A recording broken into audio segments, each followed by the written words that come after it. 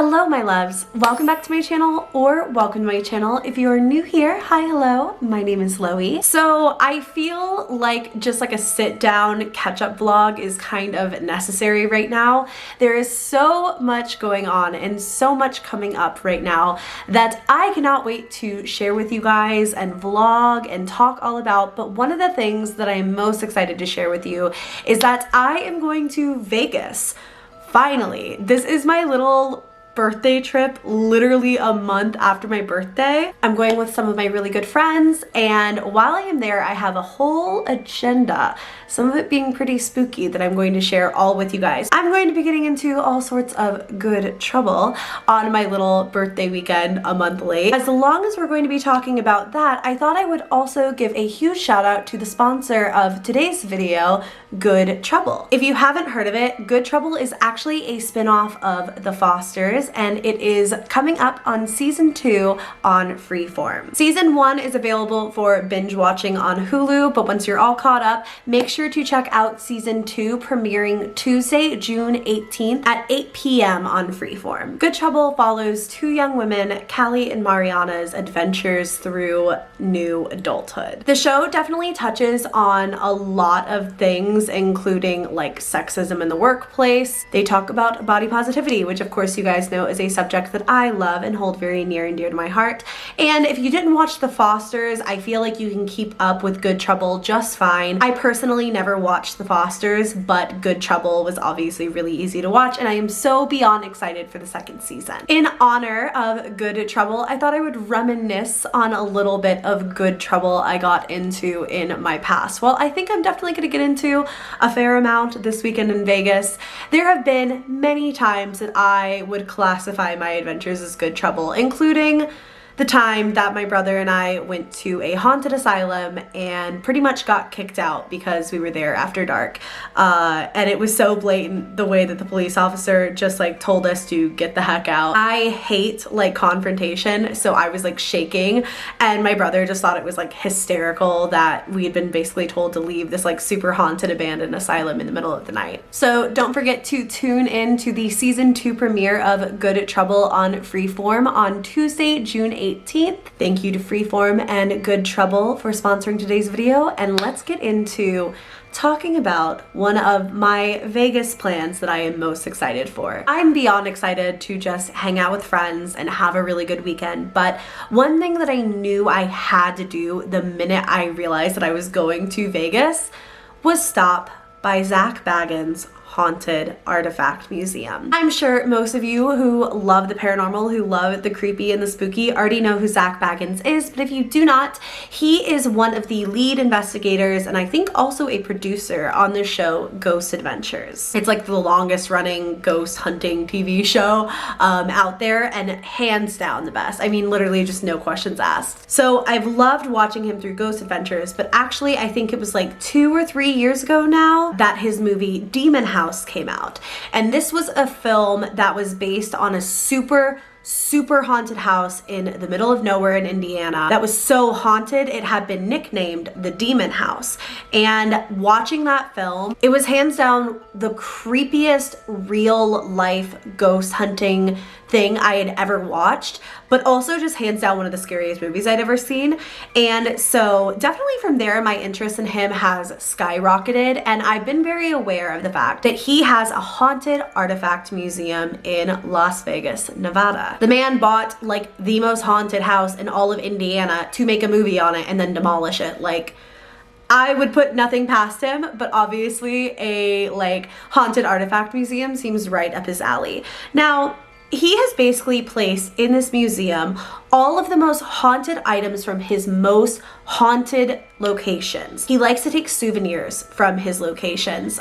For example, he took a whole stairway from that haunted house that I mentioned earlier. He'll take various things from different locations, and I think he also just likes to collect these things. He purchases them, and now he has a reason to put them on display at this museum. What's interesting is that he didn't just pick any old building as the location for his haunted museum.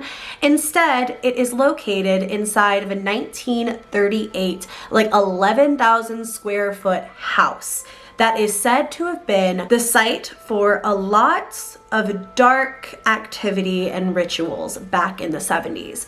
People say and have said for years that the house itself is super, super haunted. So it has its own history and energy and story behind it. And then you bring in like thousands of these haunted, insane artifacts with these crazy backstories, and you've got a breeding ground for some pretty interesting haunted history. So I'm beyond excited to go to this haunted artifact museum. It's like a haunted house and just a place of like super haunted history all rolled into one. And I'm just so excited. I'm taking a lot of my friends who don't even necessarily like know a lot about the paranormal with me. So I think it's going to be really, really interesting. But I don't really think you can film there from everything that I've seen online, which is totally fine. I totally respect that. So when I go, I will definitely be just like talking about my experience, whether it's another main channel video or a vlog or something. So keep a lookout for that. But leading up to that, because I'm just so excited, I had to, of course, do my research and find out a little bit more about some of the items that are on display in this haunted museum. One of the things that I know a lot of you probably already know about and will find pretty interesting is the Dybbuk Box that is in Zak Bagans' Haunted Museum. So the Dybbuk Box is a wine box, or like a wine chest, that is said to contain a Dybbuk, or one of the most evil and malicious spirits to ever exist. The Dybbuk Box actually inspired the movie The Possession. The Dybbuk Box kind of surfaced in our modern culture when a man named Kevin Mannis actually purchased it at an estate sale. The box itself brought with it horrible, horrible misfortune and bizarre paranormal happenings that nobody could explain. So in a desperate attempt to get rid of it, Kevin Mannis sold the box on eBay, and eventually it found its way into the Zak Bagans Haunted Museum. Shortly after the box arrived at the Haunted Museum and it had been set up in its own room, etc., etc.,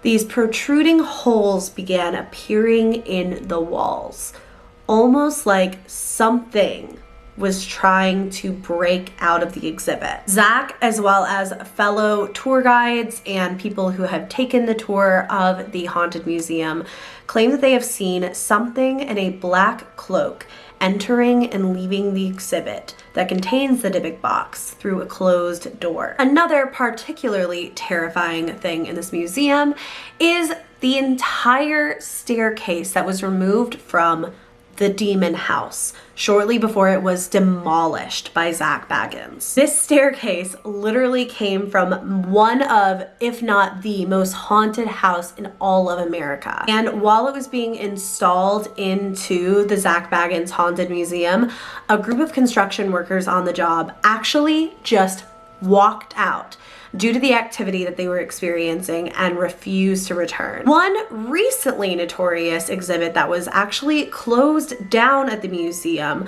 was a rocking chair that was purchased by Zak for $67,000. And the reason for that really hefty price tag is that this chair was connected to the Devil Made Me Do It case, which was an Ed and Lorraine Warren case. I think I've talked about it previously on my channel, but this was the first case where the defense of the accused was that he was possessed and that the devil made him do it. The chair itself fits into the story because it was in the home of a young boy named David Glatzel during the exorcisms that he underwent by Ed and Lorraine Warren.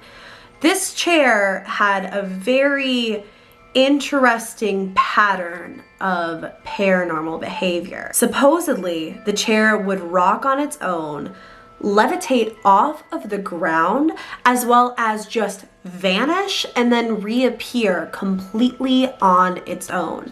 Now, that's not to say that the chair itself was haunted, but it definitely had some interesting behaviors during this time frame in which Ed and Lorraine Warren were trying to exorcise this demon from this little boy. Eventually, supposedly, the demon left David's body and went into the body of Arnie Cheyenne Johnson.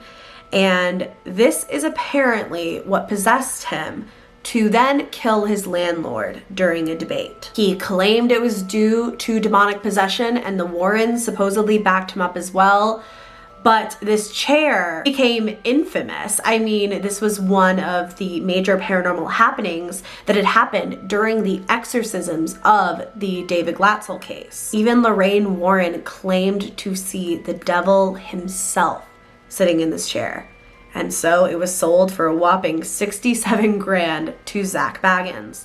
But once it had its home in the Haunted Museum, some really weird stuff started happening. 20 minutes before the first tour started that day, so the first tour that would have seen the chair happened, the door to the exhibit slowly creaked open on its own. Shortly after that, a spotlight that had been focused on the chair went out when the electrical socket of it was ripped out of the wall on its own. Then when the tours finally began, one woman actually fell to the floor when she was standing directly upstairs from the exhibit containing this haunted rocking chair. Everyone rushed to her side to see what was wrong, and she cried out, "Why is this happening to me?"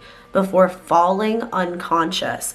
And at this time, 5 of the employees of the Haunted Museum began crying for no reason and completely uncontrollably. For those reasons, and for the risk that you take by even entering the Zak Bagans Haunted Artifact Museum, you have to sign a waiver stating that they are not responsible for what happens to you after you come and go from that museum. I don't blame them, because I can't imagine the energy in that place, and I can't imagine, oh my God, just it's insane to even think about all of the energy and the craziness that must occur within those walls and potentially outside of them too. So you gotta sign a waiver, and if you are 16 or under, you can't even set foot in the place. You can see a walkthrough that has been done of the Haunted Museum, I think on the Travel Channel, but I am so freaking excited that I am going to the most haunted museum and one of the most haunted houses probably, at this point. Hello, it was already a haunted house and now it's just filled with a bunch of haunted stuff. One final really random note I'll make here is that Zak actually has a collection of some of Charles Manson's items. That place is haunted. I'm so excited to go. I'm so excited to see what I experience while I'm there. So if you guys want to keep up with my Vegas adventures, I highly recommend that you follow me on Instagram. I will have my tag linked down below. You might be seeing this right after the trip, but either way, I'm so excited to share everything with you. It's going to be so much fun. With all that being said, I hope you guys enjoyed this video. If you did, go ahead and give me a thumbs up. Please subscribe to my channel if you haven't already. Make sure, once again, to support the sponsor of today's video, Freeform and Good Trouble, by checking out Good Trouble every Tuesday at 8 p.m. on Freeform, as well as checking out the premiere on June 18th at 8 p.m. on Freeform. I love you guys very much. Thank you very much for watching today's video, and I will see you in my next one. Bye!